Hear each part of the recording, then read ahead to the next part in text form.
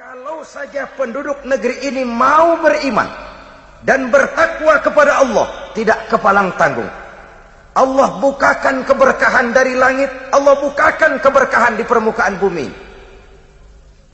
Kalau saja mereka beriman, kalau saja mereka bertakwa, iman yang kemudian dibuktikan dengan takwa. Ini dua hal yang tidak terpisahkan. Bukan sekedar percaya kepada Tuhan tapi menolak konsep agama, bukan.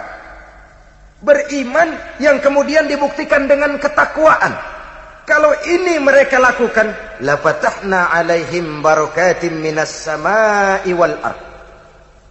Akan kami buka pintu keberkahan, baik dari langit maupun dari bumi. Akan terwujudlah satu masyarakat yang baldatun thayyibatun wa rabbun ghafur. Satu masyarakat yang adil, yang makmur, namun tetap di bawah naungan ridho dari Allah Subhanahu wa ta'ala. Konsepnya dua tadi, iman dan takwa. Takwa dan iman. Sebab kata Nabi, al-imanu uryanun. Iman itu telanjang. Walibasuhu taqwa wa samratuhul haya. Pakaian dari iman adalah takwa. Sementara itu buah daripada iman adalah rasa malu. Dengan semangat keimanan ini, maka manusia menyadari benar tentang hakikat dari mana dia datang, di mana dia sekarang, dan kemana kelak dia akan pulang. Ini artinya dia cari harta, tapi tidak menyebabkan dia terjebak ke dalam gaya materialis.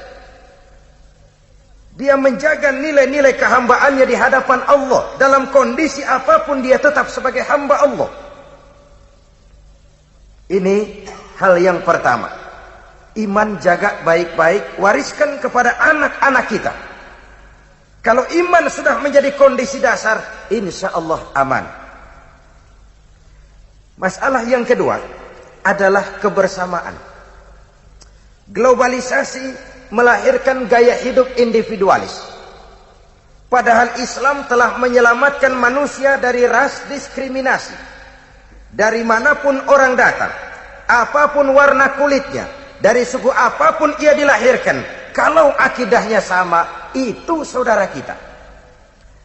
Hadirin mungkin pernah dengar ada seorang penyanyi terkenal sebelum zamannya Michael Jackson, namanya Cat Stevens. Beberapa tahun lalu dia masuk Islam, Cat Stevens ini. Lalu ganti nama, Yusuf Islam. Setelah ganti nama, dia keluarkan dana dari tabungan pribadinya, hasil dia nyanyi dan rekaman selama ini, sekitar 2 juta dolar. Dia dirikan Islamic Cultural Center di London. Dari situ dia dakwah ke seluruh daratan Eropa. Satu saat ketika dia berada di Jepang, dia dikerumuni oleh wartawan-wartawan Jepang. Ditanya Stephen ini oleh wartawan-wartawan Jepang. Bahasa Jepangnya begini. Stephen, kunaon?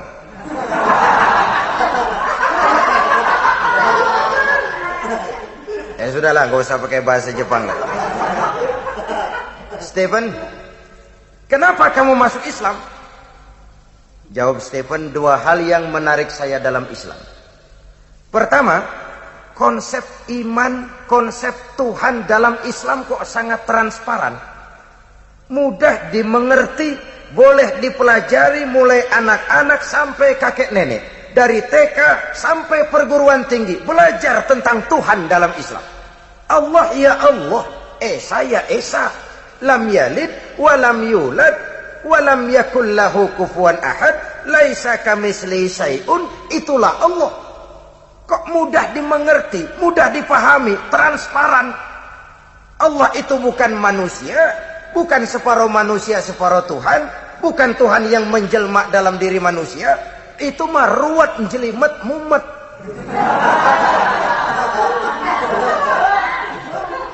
Ini konsep Islam tentang Tuhan kok sangat transparan, mudah dimengerti, dan itu menarik perhatian saya.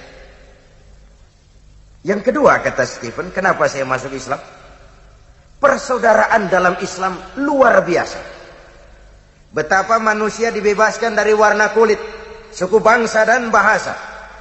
Dalam Islam si kulit ireng dengan si kulit putih bisa duduk berdampingan. Dalam Islam semua manusia sama. 14 abad yang lalu, sebelum Amerika teriak-teriak dengan apa yang ia banggakan sebagai Declaration of Independence, Rasul sudah mencanangkan cikal bakal pemikiran demokrasi. Ketika beliau bersabda, "An-nasu kulluhum li Adam, wa Adam min turab, la fadla li Arabiyyin ala ajamiyyin illa bittaqwa." Seluruh manusia berasal dari Nabi Adam. Nabi Adam diciptakan dari tanah. Tidak ada kelebihan Arab dengan yang bukan Arab kecuali takwanya. Ini artinya apa? Allah itu objektif, Islam itu demokrat.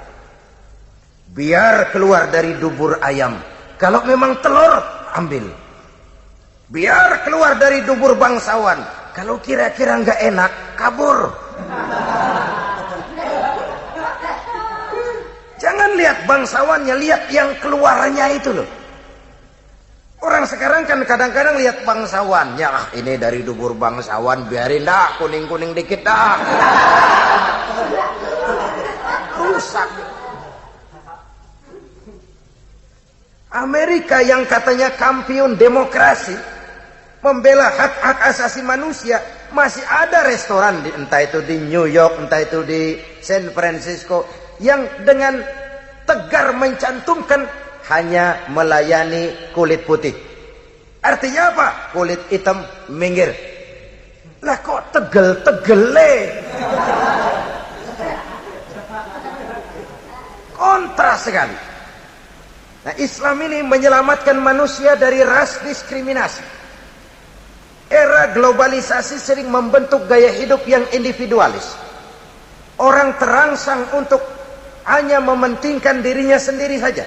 Yang penting gue senang, masa bodoh orang lain. Terbentuklah mafioso.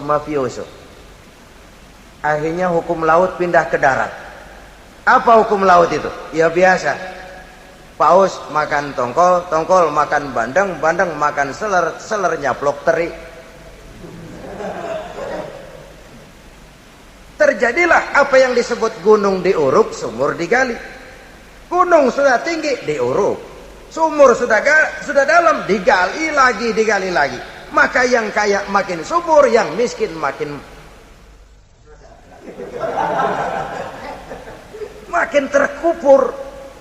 terpuruk ke bawah. Saudara-saudara kaum muslimin rahimakumullah. Oleh karena Islam telah menyelamatkan manusia dari ras diskriminasi.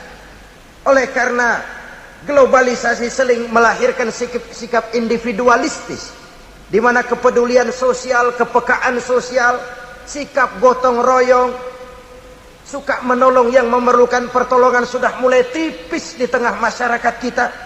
Perlu ditumbuh kembangkan, disadarkan kembali semangat kebersamaan ini. Saya adalah saudara dan saudara adalah saya. Ikatan akidah lebih kuat daripada ikatan darah. Dari manapun orang datang, apapun warna kulitnya, dari suku apapun ia dilahirkan, kalau akidahnya sama, itu kan saudara kita. Maka orang cinta sama kiai itu bagus. Fanatik sama kiai, nanti dulu. Cinta kepada suku, boleh. Fanatik kepada suku, salah. Dalam kebenaran kita harus objektif. Dan persaudaraan yang objektif, persaudaraan yang berlandaskan akidah. Kalau saya temani saudara cuma karena saudara kaya, percayalah kalau nanti saudara jatuh miskin, saya akan lari dari saudara.